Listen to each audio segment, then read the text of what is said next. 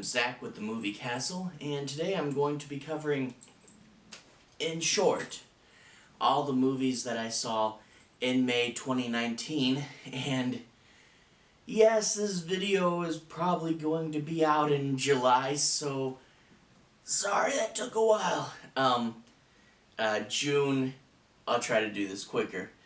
Anyway, all the movies I saw in May 2019. Starting off, first movie I saw in May, John Wick Chapter 3, Parebellum. And as a lot of you have probably heard by now, it's great. John Wick, the series, the first one was a surprise, the second one just as good, but then the third one, my dog, the third one, was just great.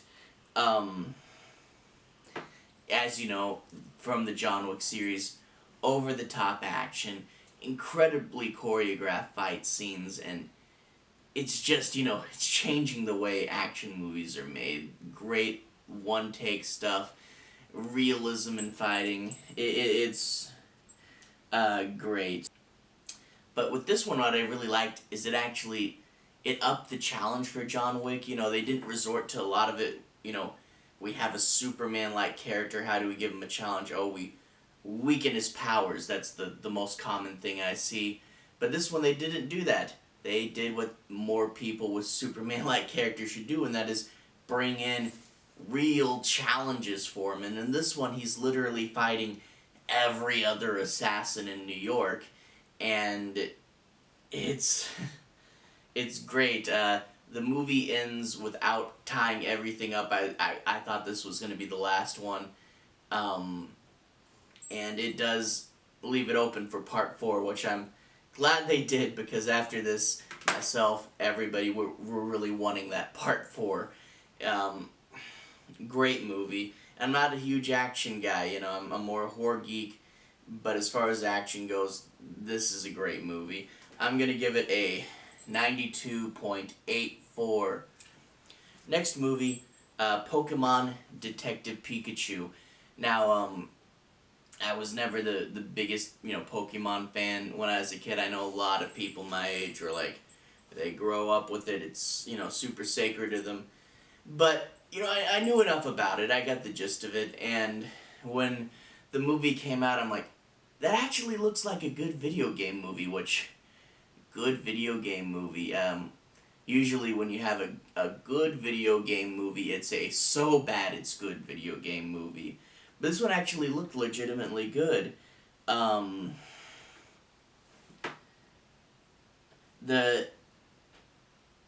it was, for the most part. Ryan Reynolds really carries this movie.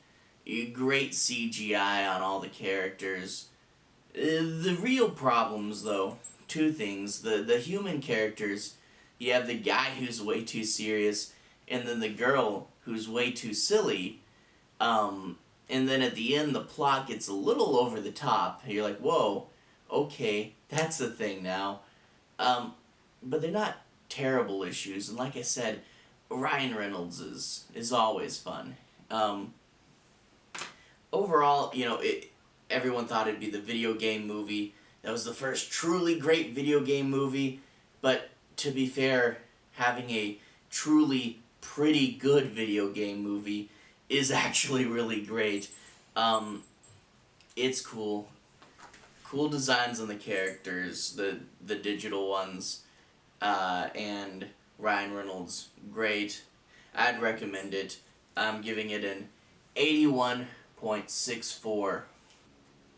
Up next, the third movie I saw was Brightburn. Now, Brightburn is about a young kid. It's using the Superman iconography. However, this kid is not the pure and good of heart character that Superman was. It's something we've seen a few times in DC Comics and various video games, is alternate versions of Superman that aren't the best. However, it's not anything we ever really got to see in movies. DC is just starting to look at alternate universes and different takes of characters. You're starting to get the new Joker movie, which is looking very different than the Joker does in the comics, which, we'll see how that goes.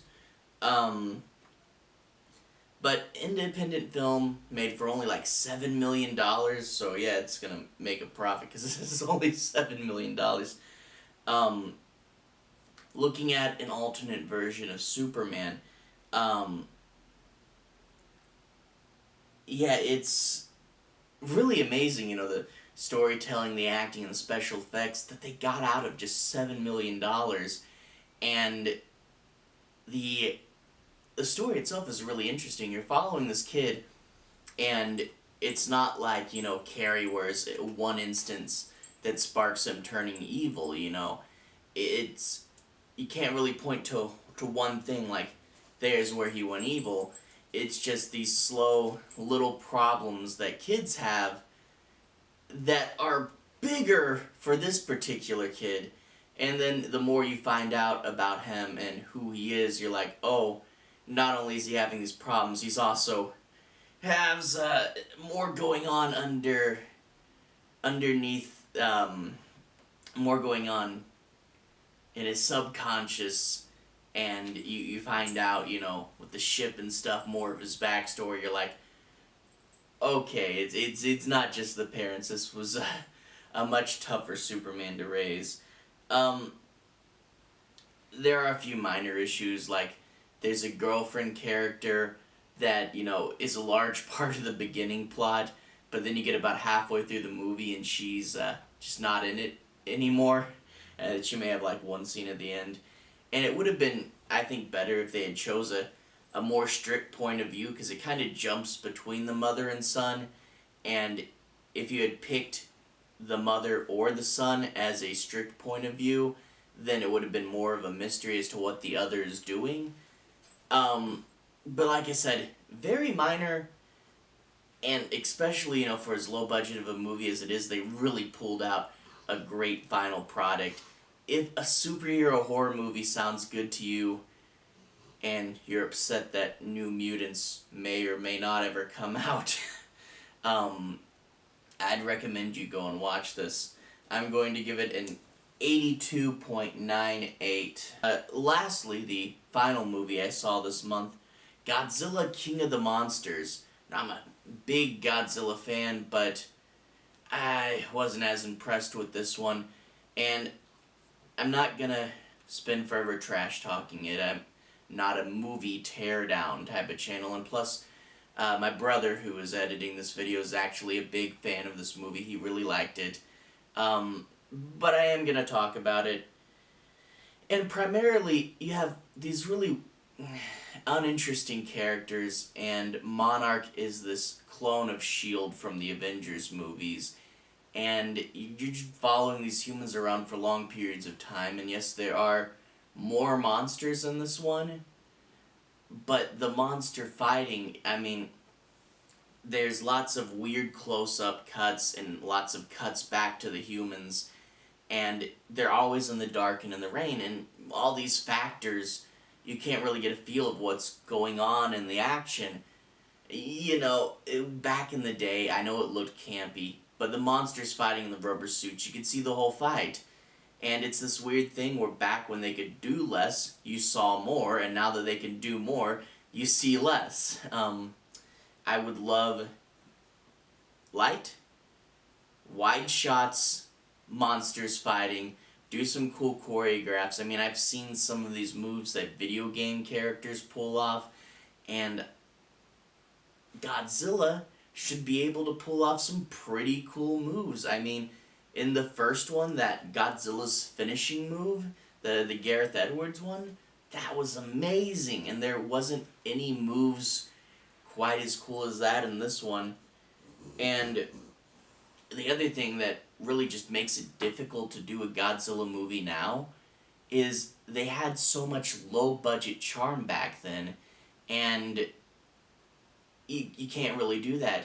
Part of the great thing about watching a Godzilla movie was watching a model city get torn apart and watching two guys in these big suits fighting, and it was great. But you can't have that nowadays because it's all CG. Can you imagine if they did a Godzilla movie and it was two guys in, obvious suits fighting each other? People be like, what's this?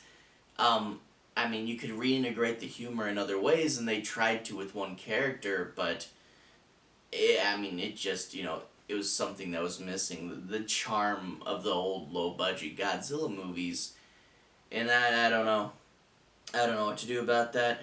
But it's not terrible, but yeah, there's just some things that really bugged me.